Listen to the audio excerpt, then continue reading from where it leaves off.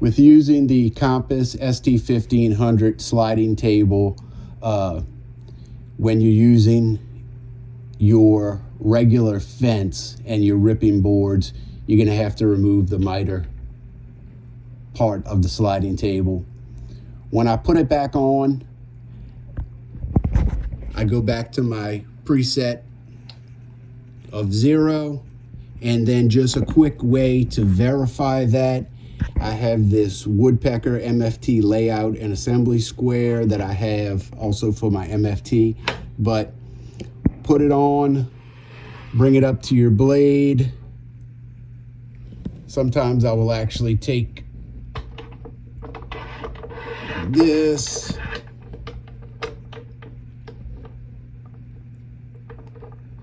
tighten it down so I know it's exactly to my fence, and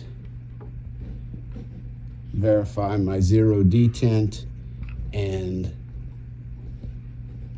check and see, and I have no gaps and everything is nice and tight.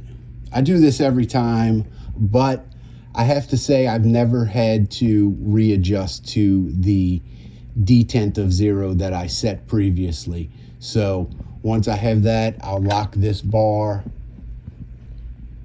That prevents this from swinging back and forth, and I make my cuts. And even doing this and then doing the 5-cut method, I'm always square. So good quick tip for the Harvey Compass sliding table.